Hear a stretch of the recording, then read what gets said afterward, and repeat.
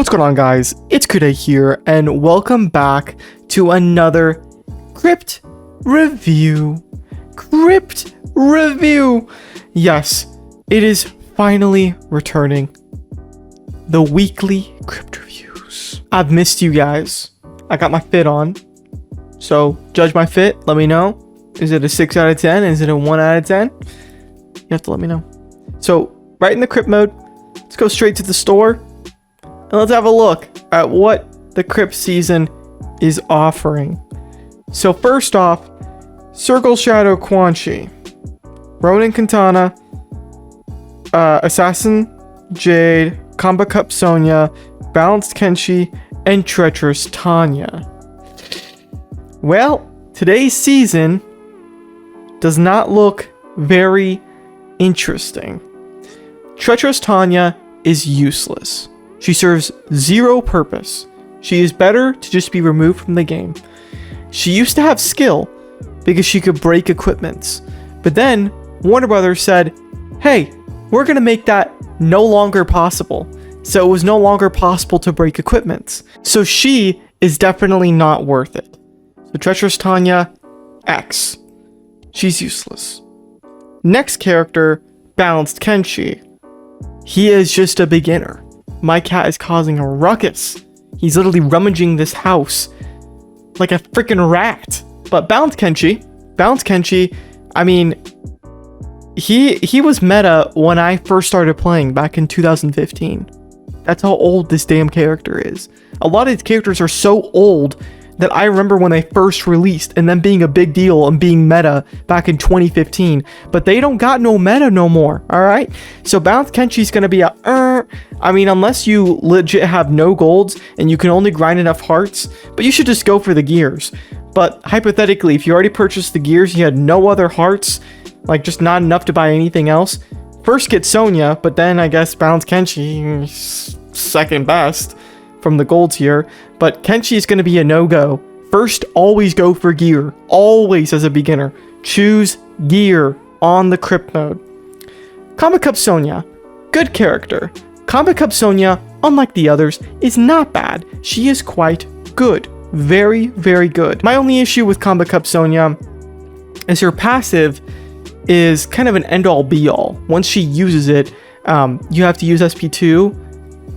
And it has to be gone through as a block break, so it needs to be unblocked just to be able to change who's the character you want to like permanently tag out. But for hard boss battles where there's a specific character you're having issues with, she's going to be great. So like, let's say MK11 Rain. MK11 Rain is a nightmare to deal with at times, but there is a solution to that problem by just forcefully tagging him out. And maybe MK11 Shang Tsung. MK11 Shang Tsung can be a pain, so save him for later. Fire God Liu Kang. He can be an absolute pain, save him for later. So this character is going to work wonders for you. Whenever he tags in, tag him with Sonya. Send him flying. Okay. Assassin Jade. Assassin Jade is not worth it. She's completely chance-based. Most people just don't like playing with chances. And well, if you're a gambler who makes money, then Assassin Jade is your gamble to make. But if you're not winning, if the casino is one-upping you every time, then I don't recommend taking the 30% on Assassin Jade.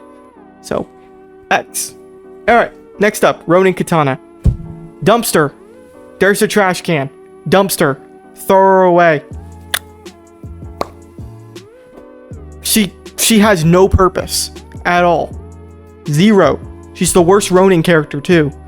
So the only good thing going for her is that at one point they pitied her and made her her SP2 unblockable, I think. But only the last part of it. Just pathetic. Circle Shadow Quan Chi. I'm really mixed on him. He's like a mid-tier character. He can reflect a lot of damage, and he can be not too shabby, like play-wise. He's got decent basic attacks. So I'm going to call him mid. If you don't have a maxed out, though, or close to max fusion, you're not going to be doing any damage with him. And when it comes to low fusions, like on the reflection of like damage, because when you hit him, like basically it's like a poison that it comes back at you and, you know, does damage to you. It doesn't really work if he's low fusion. He'll just die. So I'm going to recommend you don't go for Circle Shot of Quan Chi. With any sort of leftover hearts, try to buy anything other than Quan Chi. I'm going to say Sonya and the gears are the best buy this season. But if you had to throw in an extra character and you don't want it to condense into Crypt keys, which I would just let it condense into Crypt keys. That's what I would do. But if you don't want to do that, then Assassin Jade. It's going to be your next pick. Alright, equipment. Ceremonial Pipe and Meat Cleaver. Now, Meat Cleaver, let's go review that gear again. I always need a refresher on Tower of Horror. It feels like that tower just doesn't exist. It was the first ever tower in Mortal Kombat Mobile. Tower of Horror was the first ever tower. So that's why a lot of people kind of forget it exists. So Meat Cleaver, where are you? Where are you, buddy? There you are. For 30% critical hit chance boost. Meat Cleaver is tossed. Yep, so it like chucks one at them. Meat Cleaver does 30% more damage and applies one of the following debuffs: blind, weaken, or cripple. So kind of like a debuff thing. It's an alright gear. You're gonna have to go for it. If you have any sort of Crypt hearts, the first thing you need to do is get the gear. Because if Tower of 4 comes back, you need to be ready to play it.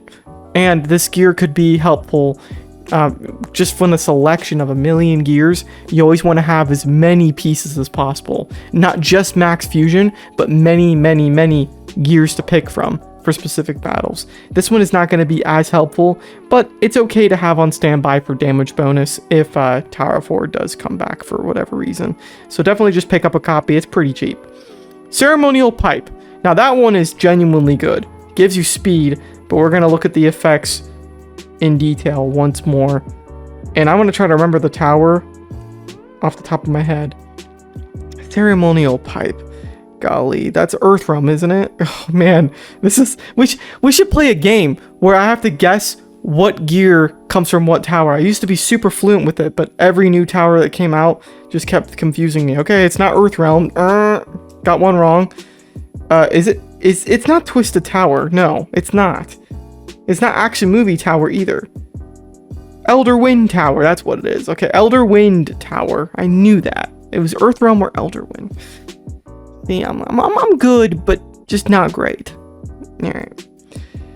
So first off, 100% damage boost while opponent is not affected by any debuff. That is pretty cool at max fusion. You're not going to get that at low fusion, but hi. It's going to be a decent percentage. So this gear already starting off strong, and Elder Wind does come back quite often, so important to note.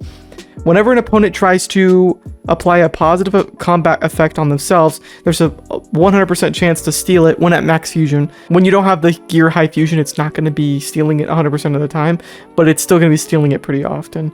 But 100% chance at max fusion. So no matter what positive effect it is, you just steal it from them. Speed, bleed, not bleed, what the hell? How'd you want to bleed? Yeah, speed, strength, I'm blanking out. So all around decent piece. You're gonna want to buy it anyways. Like I said, always start with the gear, but I like to review the gear and tell you why it's good or it's bad. Tower of Horror, Meat Cleaver, not going to be a very good gear. I mean, it's literally the first tower in MK Mobile, so they didn't even know what they were doing. The gear was either really overpowered back then or not, and that's one of those gears where, at the time it might have been semi-decent, but even back then it was not that good. So, yeah, that's going to wrap up this video. Obviously, buy Shinnok's Amulet with the extra 600 hearts, but everything else is pretty self-explanatory. Folks, what season is it for the Crypt? What season is it? What do we got going on? Melina and Spec Ops. Okay. Okay, let's put it on Elder so we can see all the characters you should be using. Okay, yeah, so you got Joker, Strike Force, Scorpion in there, Guardian, Terminator. Okay. there's quite a few characters in this season that are boosted.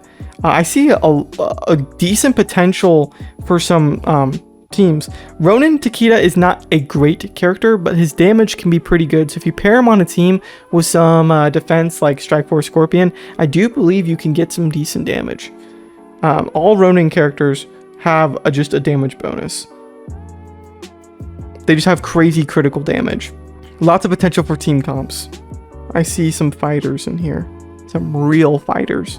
So assemble some stuff together. Maybe I'll start reviewing teams you could use for that season, but not in this episode.